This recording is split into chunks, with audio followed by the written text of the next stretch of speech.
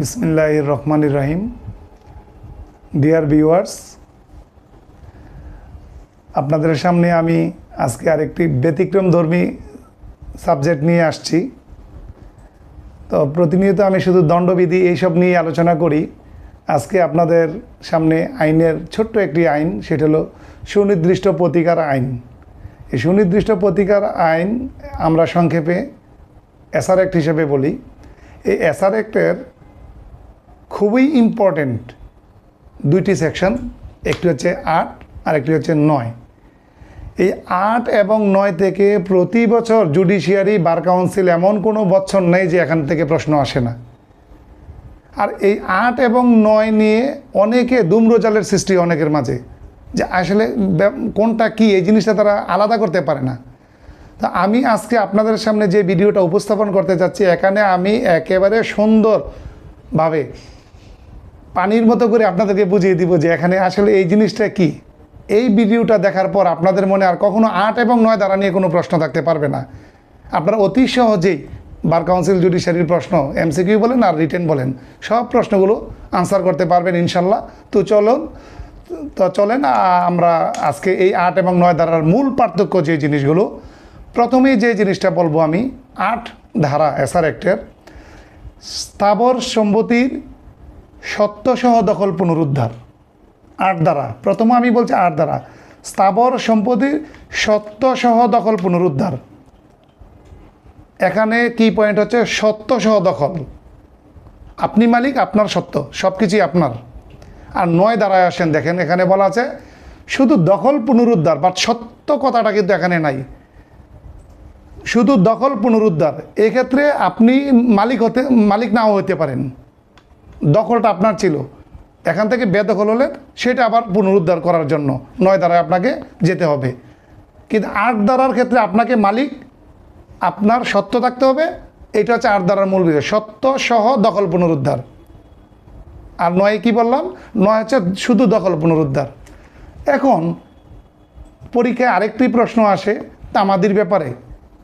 এই তামাদির ব্যাপারটা মনে রাখার উপায়, যেহেতু ৮ ধারায় মানে জমির মালিক আপনি, আবার এখানে আপনার জোরটা বেশি, এই জন্য তামাদির যে সময়টা এটাও বেশি।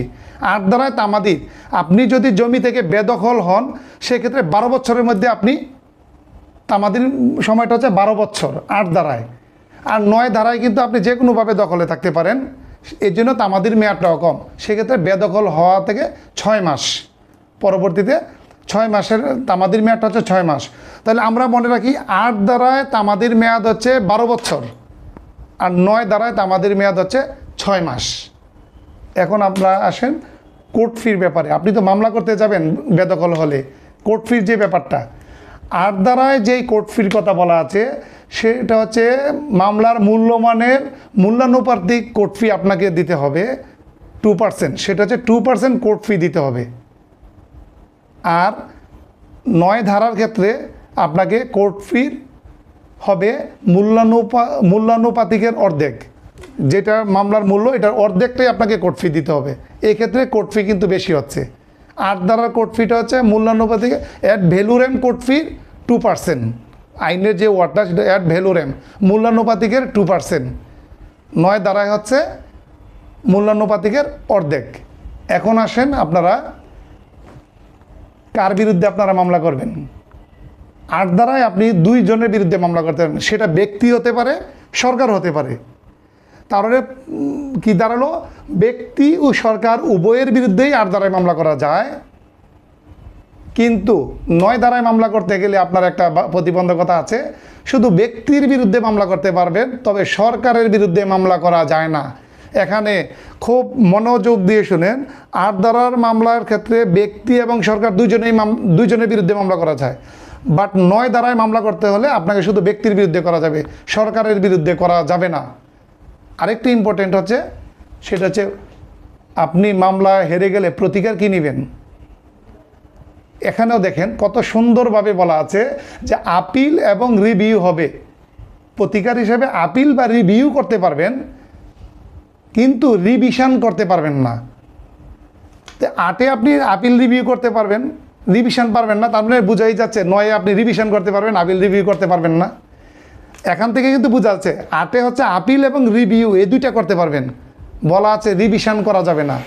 তাহলে আলটিমেটলি 9-এ আছে, এখানে শুধু রিভিশন করতে পারবেন, আপিল বা রিভিউ করতে পারবেন না।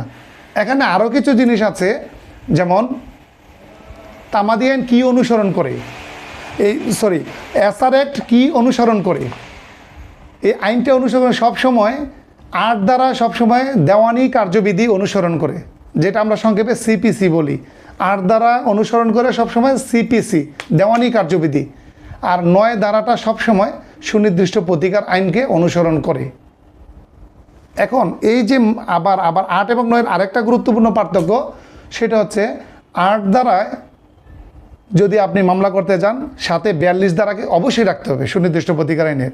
কারণ 42 ধারায় ডিক্লারেটরি স্যুট মানে ঘোষণামূলক মামলার কথা বলা আছে।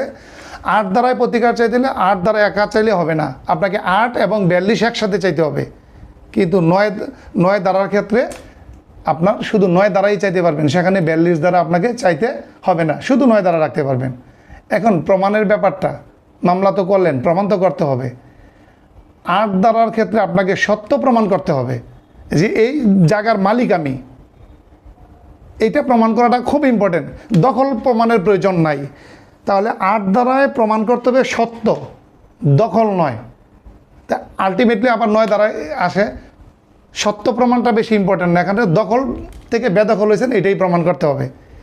তাহলে দেখেন কত, আপনি একটু ঠান্ডাভাবে দৃঢ় সুস্থভাবে আপনি একটু চিন্তা করলে দেখবেন, এই যে আমি 8 এবং 9 ধারার পার্থক্যগুলো আপনাকে বললাম, আপনি বারে বারে এই জিনিসটা যদি একটু মাথায় গেঁথে নেন, তাহলে জিনিসটা একেবারে ইজি হয়ে যাবে।